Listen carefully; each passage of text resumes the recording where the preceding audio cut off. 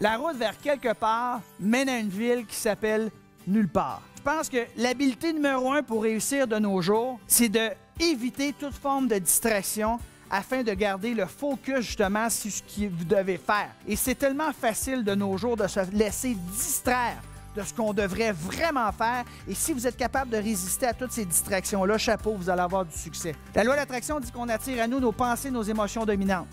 Donc, si tu focuses sur quelque chose, puis tu te sens négatif par rapport à ça, tu as des énergies négatives par rapport à ça, tu vas attirer la même énergie. Et ceux qui ne croient pas à la loi d'attraction, je vais vous challenger ici. Rappelez-vous, la dernière fois que vous avez voulu changer de voiture, tiens.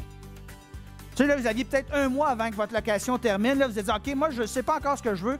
Probablement entre ce modèle-là et ce modèle-là. Et pendant ce mois-là, vous vous êtes mis à voir ces deux modèles de véhicules-là sur tous les coins de rue. Vrai ou vrai?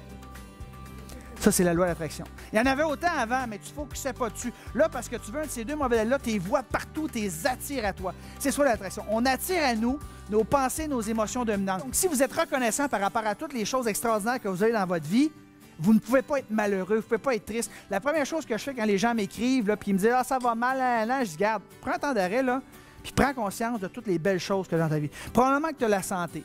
Probablement que tes enfants sont en santé. Probablement que tu as un toit. Probablement que tu as 3 repas par jour. Tu vis au Canada. Tu vis dans une démocratie. Tu as le droit de vote. Tu as le droit de chialer si tu veux. Tu es super privilégié. 95 % de la population mondiale voudrait changer de place avec toi. Puis toi, tu te plains?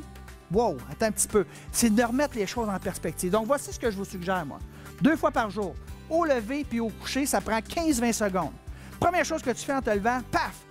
Tu dis merci à la vie. Et dernière chose que tu fais avant de te coucher, paf, tu dis merci à la vie. Je vous suggère de faire une petite liste comme ça, que vous allez mettre tout simplement sur le bord de votre table de nuit, sur votre chevet, pour vous rappeler de le faire à tous les levers, à tous les couchers. Et là, vous dites merci, merci pour ma conjointe, merci pour ma santé, merci pour le pays dans lequel je vis, merci pour mon animal de compagnie, merci pour les amis. C'est pas juste de le dire, c'est de ressentir le bonheur que d'avoir ces choses-là dans sa vie. Tous les grands athlètes olympiques que j'ai eu la chance d'interviewer, de rencontrer, de lire, ce sont tous des gens qui utilisent cette stratégie-là que de se voir, se projeter sur le podium, d'imaginer quelqu'un leur mettre une médaille d'or autour du cou, ils entendent leur hymne national, ils voient le chrono qu'ils veulent faire, ils projettent ces images-là dans ton esprit. Et c'est souvent ça qui va faire la différence entre un podium et ceux qui vont finir 7e, 8e, 9e et 10e. C'est qu'ils sont un petit peu plus forts au niveau mental. Donc, la visualisation, ce que vous pourriez faire, c'est de vous créer en anglais ce qu'on appelle un vision board. En français, on peut appeler ça une carte au trésor. C'est tout simplement, premièrement, d'identifier ce que vous voulez et par la suite, aller à la recherche de photos, d'images, d'illustrations. Pensez à toutes les choses que vous aimeriez attirer dans votre vie et mettez-les sur votre carte.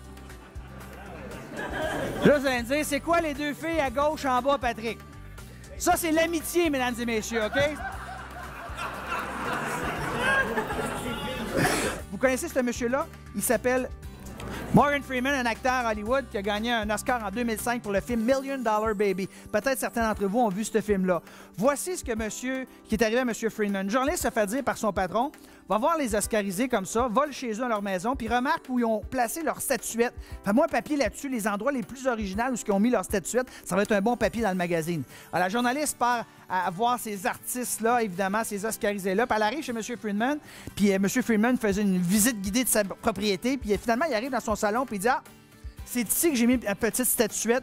J'ai fait faire un meuble en bois exprès pour ma statuette. C'est dans le milieu de mon salon et j'en suis très fier. » Saviez-vous, madame journaliste, que ça faisait 40 ans que je faisais des films qui ont rapporté des milliards au box-office et jamais j'avais gagné un Oscar. J'en suis très fier.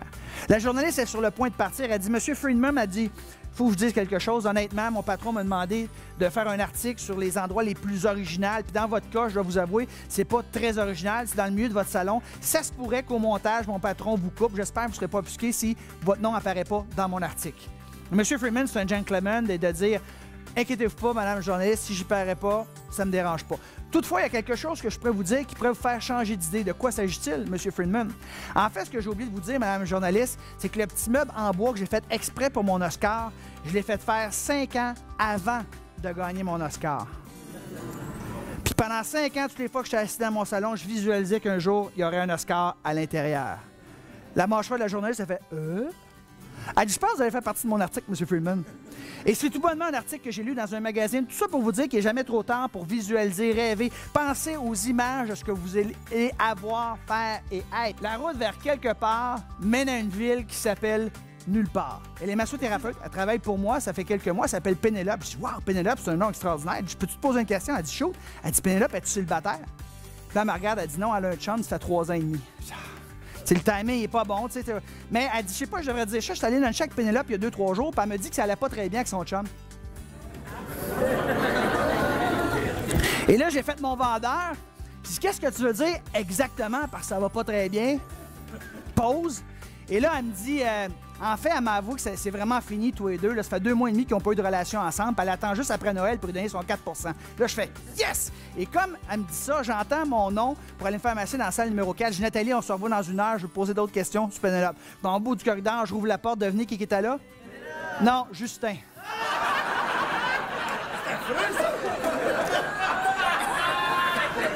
Petite déception, vous dites?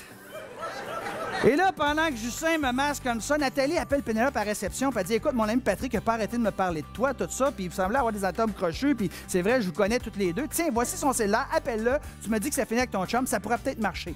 Le soir même, elle m'appelle et on jase pendant 20 minutes. Tu sais, quand tu parles à quelqu'un pour la première fois, tu as l'impression de la connaître depuis toute ta vie. Ça clique, on rit, on a du fun.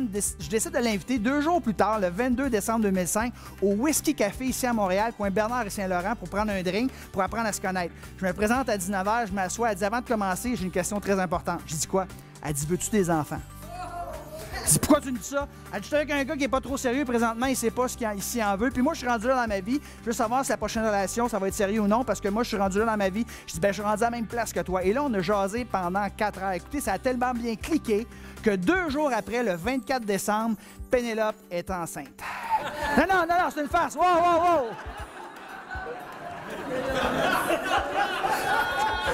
J'avais un objectif, hein? Wow!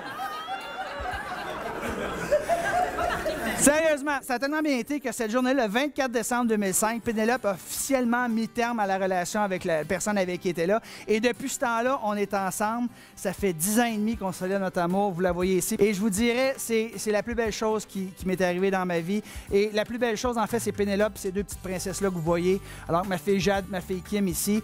J'ai utilisé une histoire personnelle. J'aurais pu utiliser toutes sortes d'histoires, mais j'essaie d'en prendre une personnelle pour faire prendre conscience que peu importe ce que tu veux avoir, faire et être, si tu le visualises, si tu as une intention, puis tu le veux, puis tu ne lâches pas prise, éventuellement, ça va se manifester dans ta vie.